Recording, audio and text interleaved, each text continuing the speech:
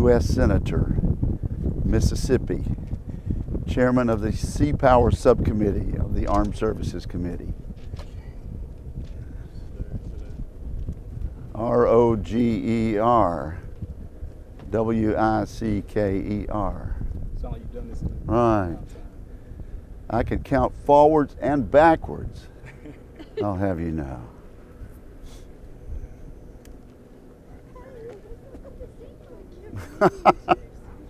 Hugs all around from my wife. Good. It's not a bad visual, is it? Oh, it's great visual.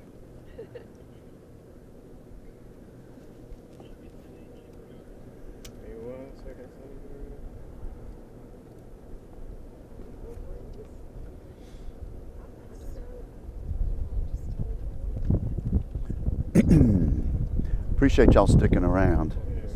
We saw some very professional flyers today.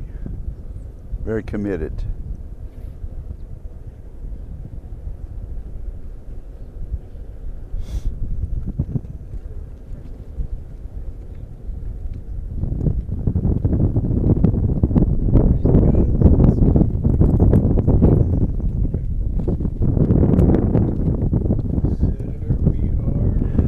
Okay, good. Well, let me start off with a brief statement, and then I'll take any questions.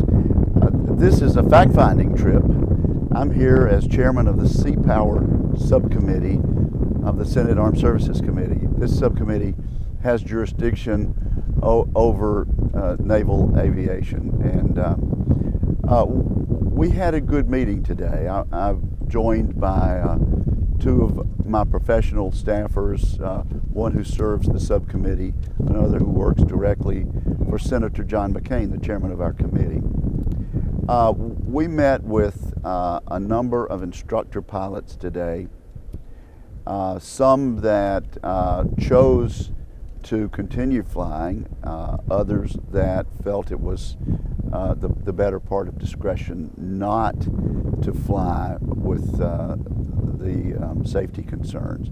And then we talked with the three-star Admiral Shoemaker, who has been to all three flying training stations after this information arose.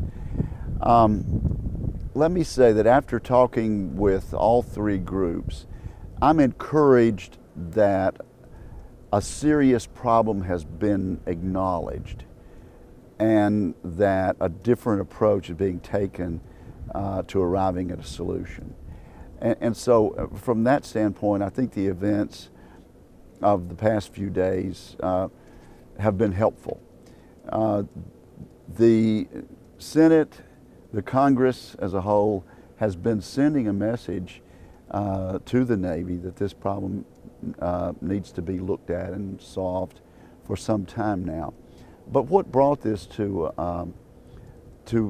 a head and actually caused the current stoppage of flying it is a spike in what they call histotoxic hypoxia, which is a big word, but mainly it's a different kind of breathing problem that these training pilots have not seen in the past.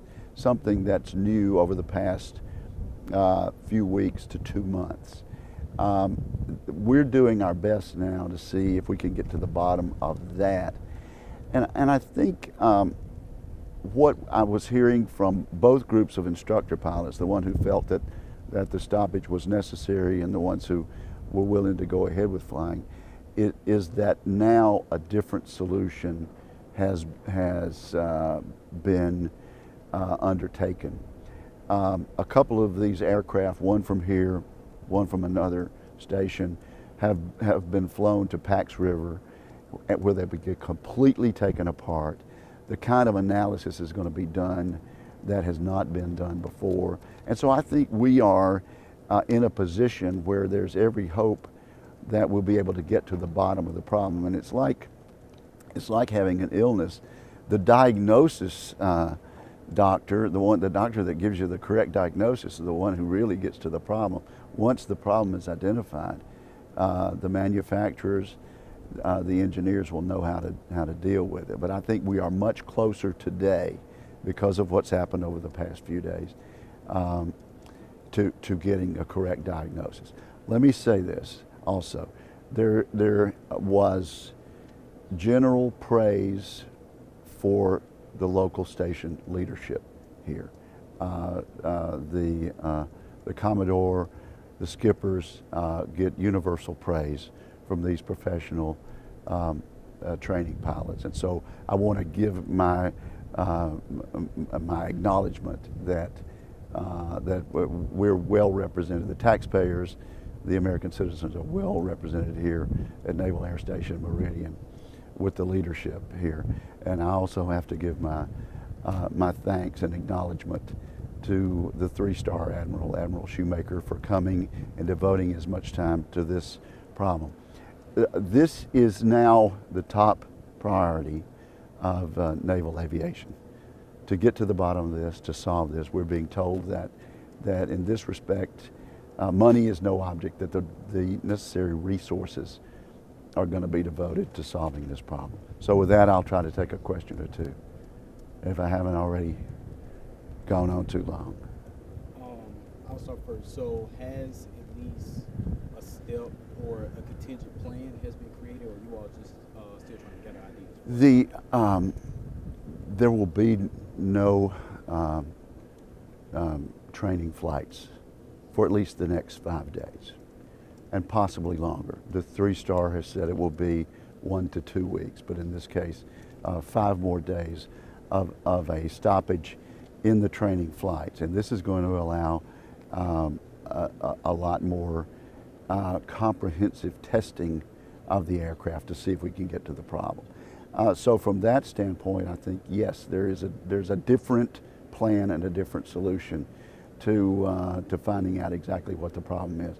And also, I'm getting the impression that also there's more of an acknowledgement coming from the various agencies in the Navy to acknowledge that, yes, we now understand this is a toxic oxygen problem that we haven't had before, and it needs to be addressed in a different way from the previous problems of just a lack of oxygen.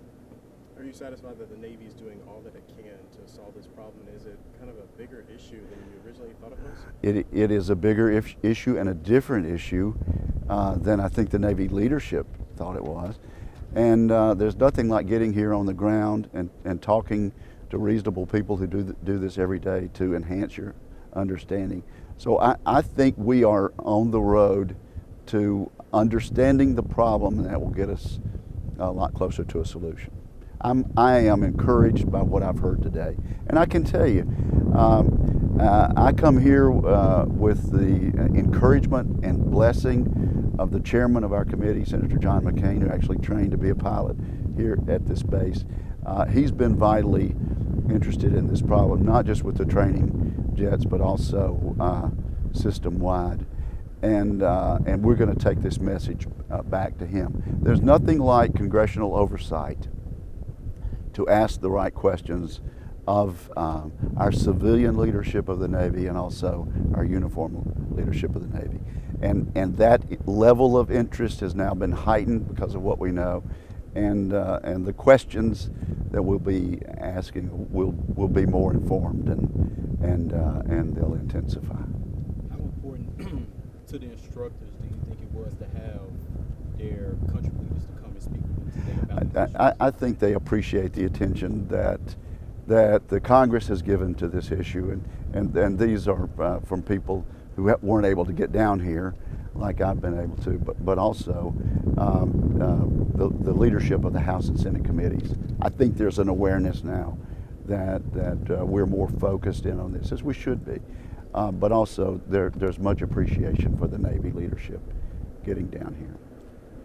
What was the vibe of the instructors as you went and talked? Because I know you spoke with them earlier. I'll tell you, the two groups, the ones that chose not to fly for safety problems, and the ones that were willing to go ahead with it. They were really more unified than you might think. There was an acknowledgement that yes, there is a problem, and it's a different problem than we've had before, and it needs to be addressed. And also that this station's leadership has just been superb, and there are no complaints in that regard. So I think there was a difference in their reaction to an acknowledged problem, but the facts we got from both teams were very much the same, and it was very helpful. All right. One more question, Yes, sir. Senator, if I could ask, are you concerned about the delay in training and any harmful effects down the road to national security in the situation in Syria, as you know? How will this affect that? And is this, if Boeing has a solution for this, and this might be a technical side that I might have to ask, Right. but is this going to be a costly? Okay, well, to answer your question, I am concerned about the delay in training. And I think both groups of instructor pilots are concerned about that. I think the 3-star, Admiral Shoemaker, is concerned about that. And so you have to balance off the safety aspect of this with the way it affects readiness in the mission, because we're churning out the best pilots in the world, and frankly the best pilots in the history of the United States Navy, and we're doing that because we need them. So yes, we need to get back to flying, and I think there's been an acknowledgement that in some form the flights can begin sooner rather than later, maybe without the instructors wearing the masks at all times, and you know, there are certain levels of altitude that can be done. I learned more than I've learned in a long time about the various aspects of Navy pilot training. But there's a concern, and we need to get them back to flying and training, absolutely, and they need to do so in a safe aircraft. Got it. Have you spoken to any of the pilots' families? I know you've spoken to the pilots, but what? No, I haven't. Yeah, right. All right, thank you much. Thank you, Good. Not sure which one is Get which. on. Can't see it. This There one's you mine. go. So, I'll tell you what, we're taking both off. Yeah. That is someone else's. And this one is Okay, mine. good. Right here. Senator Rick, I appreciate Good. it. All right, thank you for coming out. I think Yes, sir. it's helpful to shine some light on this. Thank you. Thank Okay. you. Good Yes, to see sir. you. Good to see Great. you. Are y'all buddies? Y'all know each other? Oh, we just We- made we each other just today. Where are you? I work with Fox News Channel. I'm based in Jackson, Mississippi. Based in Jackson, So I'm okay. with the national channel. Yeah. And so I work We with got this professional team here. I'm going to make them go through downtown Meridian and downtown Jackson to see some of the sights. Good to see you. Thank you much. Here we go. Thank you, All Senator. right. Thank you. Okay. Thank you.